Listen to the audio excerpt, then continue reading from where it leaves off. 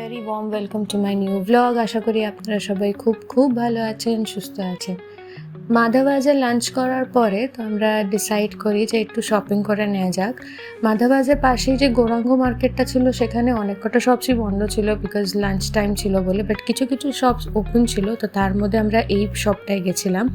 এখানে অনেক কালেকশন ছিল স্কার্টসের, রাধা ড্রেসের, তারপরে শাড়ির। তো আমি ভাবলাম যে তাহলে এক কাজ করা যাক, এখান থেকে মেয়ের জন্য রাধা ড্রেসটা কিনি। সুন্দর।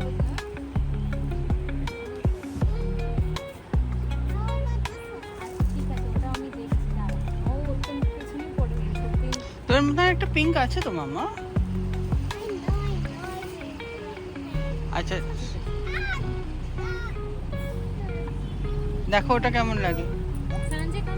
Try this.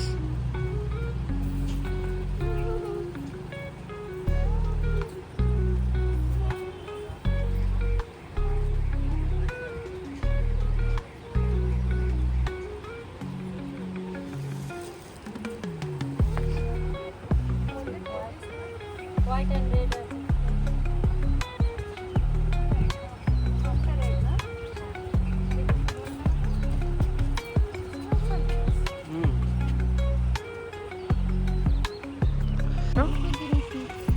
হ্যাঁ ওর জন্য দেখছি। এটা কি? এটা ওর না? ও এই যে লাল আর ব্লু ভাবছি right now let's make a war and take it down. Okay. এসো দেখো মামা তোমার জন্য কি দিয়েছে, দেখো লুক। তুমি এটা পরে এখন ঘুরবে? তো মেয়ের জন্য আমার এই জামাটা খুব ভালো লেগেছিলো, এই কালার কম্বিনেশনটা আমার খুব ভালো লেগেছিলো। তো আমি তাই জিজ্ঞেস করছিলাম যে আরও কোনো কালার্স পাওয়া যায় কি না, আর একটু বার্গেন তো করতেই হয়, যেটুকু কমানো যায় আর কি। আর একটা জিনিস যেটা আমি জিজ্ঞেস করেছিলাম সে সময়, সেটা হচ্ছে যে আমাদের জন্য কোনো মানে স্কার্ট হোক বা রাধা ড্রেস হোক এরকম কিছু পাওয়া যায় কি না। তো এটা হচ্ছে ওদের কালেকশন। তো বাই দ্য ওয়ে এটা আরেকটা দোকানে আমরা এসেছিলাম, এদের কাছেও বেশ ভালো কালেকশন ছিল। তো ওদের কাছে যে আমাদের জন্য যে কালেকশন ছিল সেটা থেকে আমি এরকম ব্ল্যাক কালার একটা লেহেঙ্গা চলি মতো সিলেক্ট করেছিলাম। তো এবার এখানে এটার সাথে ওড়নার জন্য এরা না একটা বাঞ্চে করে অনেক ওড়না তোমাদের সামনে দিয়ে দিবে। তো সেখান থেকে you need to choose the colour, but আমার একটা রেড কালারটা নেওয়ার ইচ্ছা ছিল, বাট ওদের কাছে সে সময় রেড কালার ছিল না। তাই আমি ওটা মাল্টি কালারের ওড়না নিয়েছিলাম, যে পরে কখনো অন্য কোনো জামার সাথে ইউজ করা যাবে, আর পরে আমি একটা রেড কালারের ওড়না কিনে নেব। আর এখানে এখন আমি আমার মেয়েকে ওই জামাটা পরিয়ে দিচ্ছি। আমার খুব ইচ্ছা ছিল যে ওকে মায়াপুরে একটা রাধা ড্রেস পরিয়ে ঘোরাবো, আর লাকিলি জামাটা বেশ ভালোভাবেই ওর ওপরে ফিট হয়ে গেছিলো, হাইটে অত কোনো প্রবলেম হয়নি।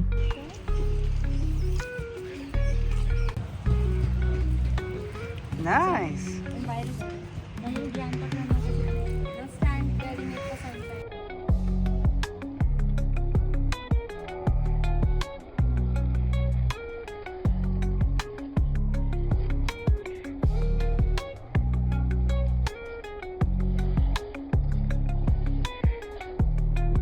তো এখানে আমার মেয়ে একটু টুয়েল করার চেষ্টা করছিল, বাট যেহেতু ওর এই রাধা ড্রেসে অতটা ঘের ছিল না, তাই ঠিকমতো টুয়েল করতে পারছিল না। বেচারা অনেকবার চেষ্টা করেছিল, দিয়ে তারপরে ফাইনালি আমাকে বলে যে ওকে হেল্প করে দেওয়ার জন্য, বা ওকে মানে দেখানোর জন্য যে কী করে টুয়েল করতে হয়। আর আমাকে তাই ও বলছিল টুয়েল করতে, আর আমার খুবই অকওয়ার্ড লাগছিলো, কেন কি ওখানে অনেক লোকজন ছিল। তো মানে আমি কখনো এরকম লোকের সামনে টুয়েল করিনি। প্লাস আমি যে জামাটা পরেছিলাম সেটা পিওর কটনের ছিল, আর এত হাওয়া দিচ্ছিল যে ঠিকভাবে টুয়েলটাও হচ্ছিল না। তাও এতবার বলছিল, তাই ফাইনালি আমি একবার ট্রাই করেই নিলাম।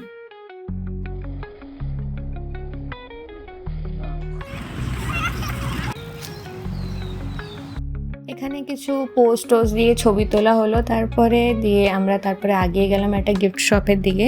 তো এই গিফট শপটা আমরা যে মাধাবাজ বলে যে লাঞ্চটা যেখানে করেছিলাম তার জাস্ট একটু আগেই।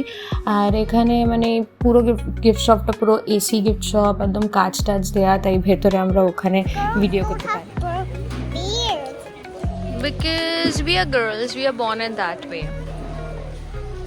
Because we are soft, we look soft, so that we can apply makeup.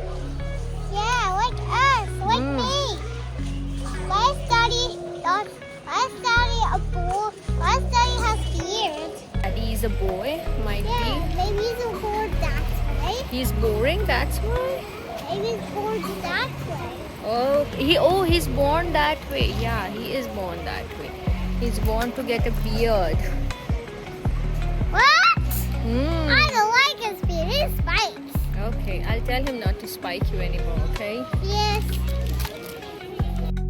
মা বাবা আসার পরে আমরা রেডি হচ্ছিলাম মন্দিরে যাওয়ার জন্য, ওরা একটু পেছন পেছন আসছিল তাই। আর এখানে সামনে দেখতে পারবেন একটা জায়গায় বড় লম্বা করে হোর্ডিং আছে, সেটাই হচ্ছে মন্দিরের এন্ট্রেন্স। কিন্তু মন্দিরের ভেতরে তো মোবাইল ফোন নিয়ে যাওয়া অ্যালাউড না, তাই মন্দিরের ভেতরে কোনো ভিডিও আমি রেকর্ড করতে পারিনি। আর এখানে এমনি জায়গা আছে মন্দিরের সামনে যেখানে জুতো, ব্যাগ, তারপরে মোবাইল ফোনস এগুলো সব রাখা যেতে পারে, বাট সেদিন অনেক ভিড় ছিল তাই আমরা ডিসাইড করেছিলাম যে আমরা বারে বারে যাব। তো প্রথমবার আমি, সৌভিক আর মেয়ে চলে গেছিলাম, আর তারপরে যখন আমরা এসছিলাম তারপরে মা আর বাবা চলে গেছিলো। তো আমরা যখন মন্দির থেকে ফেরত চলে আসি তখন আমি দেখি ওই যে সামনেই একটা মহাপ্রসাদ আর গোশালা স্টল বলে একটা, মানে দুটো দোকান আছে। তো ভাবলাম ওখানে গিয়ে দেখা যাক কী পাওয়া যায়।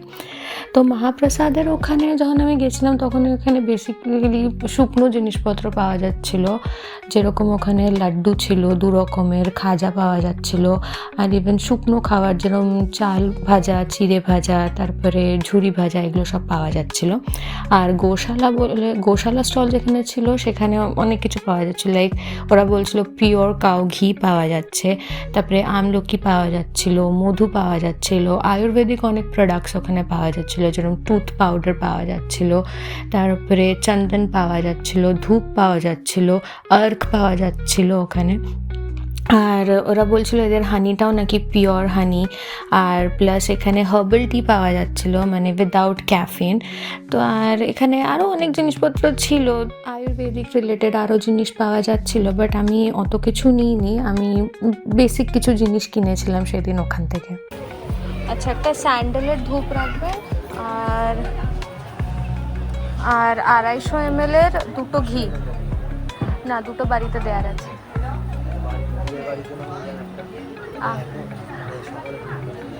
জানি, কিন্তু আমি তো ইউকেতে থাকি, এতটা নিয়ে যেতে পারবো না।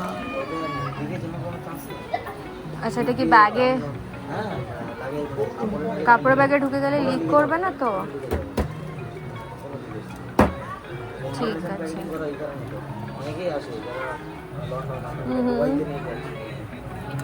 একটা 500 আর দুটো 250 দেবেন।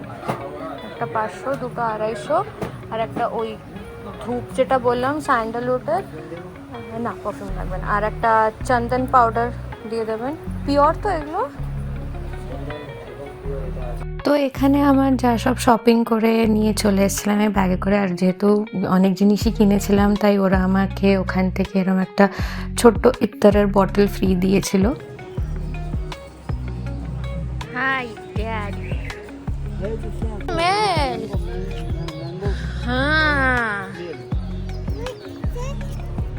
you can go close and have a look, but you can't pluck it. I told you this is Krishna's garden, you should not. See, there are small baby mangoes over there. Can you see? See?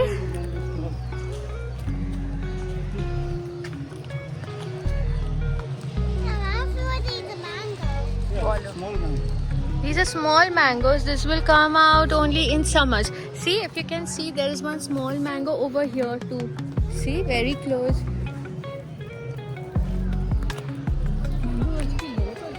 You see, over here also you can see. It's easy for you to understand. Look, these are small mangoes.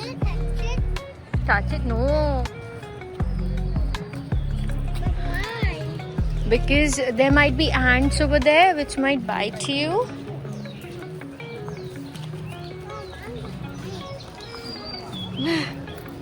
I'll give you more mangoes. Uli baba, সবুজ model খেতে খেতে যাচ্ছিলে। তো এরপরে time চলে এসেছিলো আমাদের বাড়ি যাওয়ার। আমাদের মেন মন্দির যেটা ছিল সেটা দর্শন করা হয়ে গেছিলো, আর আমরা এখানে ওয়েট করছি, আর ওখানে সৌভিক চলে গেছে পার্কিং থেকে গাড়ি নিয়ে আসার জন্য। গোবিন্দাস রেস্টুরেন্ট একটু চেঞ্জ হয়েছে কি আমরা আসার পর থেকে, যে গোবিন্দাসে আমরা গেছিলাম আজকে ওইখানটায়, আগে গোবিন্দাসটা এরকম ছিল না, যখন ওই রত্নাকে নিয়ে এসেছিলাম তখন গোবিন্দাসটা আলাদা ছিল না, খাওয়াতে না, সিটিংটা, গোবিন্দাসের সিটিংটা। This is Dad's. You sit behind. Side. চাপাও চাপাও চাপাও।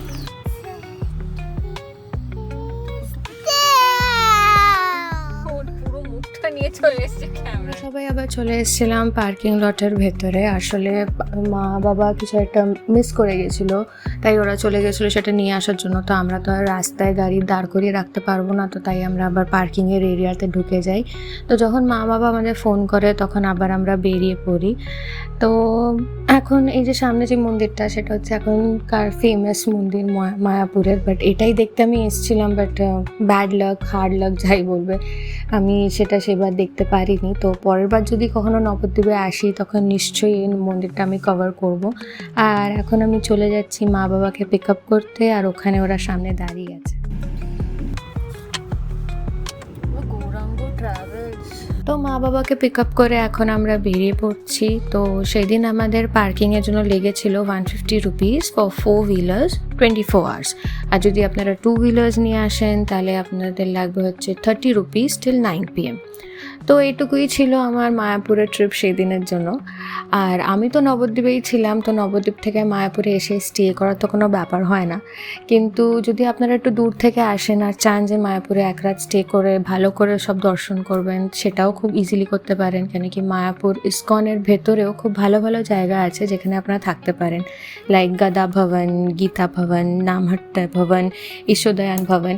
এই 4টে ভবনের নাম আমি এই জন্য বললাম কেন কি এখানে ডিনার অ্যান্ড লাঞ্চে প্রসাদম সার্ভ করা হয়। তাছাড়াও অনেক জায়গা আছে ইস্কনের ভেতরেও বাইরেও যেখানে আপনারা ইজিলি থাকতে পারেন। আর এখন আমরা চলে যাচ্ছি নবদ্বীপের দিকে। অনেক লেট হয়ে গেছিলো সেদিন আমাদের বেরোতে। তো আমরা পৌঁছে গেছি নবদ্বীপে। তো মাকে আমরা বাড়িতে ড্রপ করে আমরা ভাবলাম যে সেদিন রাত্রিবেলা আরেকটু কিছু জায়গা ঘুরে নেওয়া যাক, কেন কি আর 1-2 দিন পরেই আমাদের বেরোনোর ডেট ছিল। তো প্যাকিং নিয়ে তারপরে ব্যস্ত হয়ে যাব, তাই আমরা বেরিয়ে পড়েছিলাম। গাড়ি নিয়ে না, আমরা টোটো নিয়ে বেরিয়েছিলাম। আমরা যাচ্ছিলাম মণিপুর ঘাটের দিকে। ওখানে নাকি একটা নতুন 80 ফুটের শিব ঠাকুর বানানো হয়েছে। সেটা লোকেরা বলছে যে ওয়েস্ট বেঙ্গলের মধ্যে সবচেয়ে বড়, বাট আমার কোনো আইডিয়া নেই এ ব্যাপারে। আর এটাই সেই শিব ঠাকুর যেটা আমরা দেখতে এসেছি। আর এখানে আমরা নেমে গেছি। তো এখানে পার্কিং ফ্যাসিলিটিও আছে, মানে যদি আপনারা বাইক বা গাড়ি নিয়ে আসেন তাহলে আপনারা পার্ক করতে পারেন ইজিলি।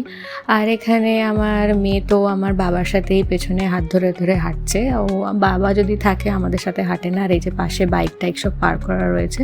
আর এখানে তো ফুচকা টুচকা এসব স্টলস তো আছেই, মানে দর্শন করে একটু লাইট খাওয়া দাওয়া করে আপনারা যেতেই পারেন।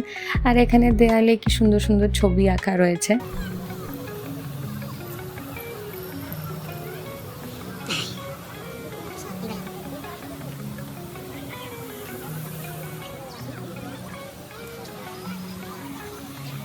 আর এখানে আমি আমার মেয়েকে দেখাচ্ছিলাম যে আমরা এই শিব ঠাকুরটাই দেখতে এসেছি, আর ও শিব ঠাকুরকে হাই করছে। যদি সে রেসিপ্রোকেট করে আমার মেয়েকে তাহলে তো খুবই ভালো ব্যাপার। আর আমরা এখন যাচ্ছি গেটের দিকে। এটা হচ্ছে এখানের পেছনের গেট। এদের একটা সামনেও একটা গেট ছিল, আমরা সেই গেট দিয়ে যখন ঢুকতে গেছিলাম সেদিন বন্ধ ছিল, নাকি বন্ধ করে দেওয়া হয়েছে এরকম কিছু একটা বলছিল ওরা, তাই আমাদেরকে পেছনের গেট দিয়ে ঢুকতে হয়েছে। আর যেহেতু এই মন্দিরটা জাস্ট কিছুদিন আগেই বানানো হয়েছে, তাই এখানে প্রপার শুজ রাখার কোনো র্যাক নেই। তো তাই জন্য আমাদেরকে বারে বারে যেতে হয়েছে। তাই প্রথমে বাবা আর আমার মেয়ে চলে গেছে, আর তখন আমরা বাবা আর মেয়ের জুতোটা দেখছিলাম। আর ওপরেও বেশ ভালো মানে খোলামেলা জায়গা আছে যেখানে লোকেরা একটু বসতে পারে। আর এখানে এবার বাবারা ফেরত নিচে নামছে। আর এখানে কিছু রিলেটিভের সাথে সেখানে দেখা হয়ে গেছে। তো রিলেটিভের সাথে দেখা হওয়া মানে একটু গল্প করা, একটু ছবি তোলা, এগুলো তো ম্যান্ডেটরি।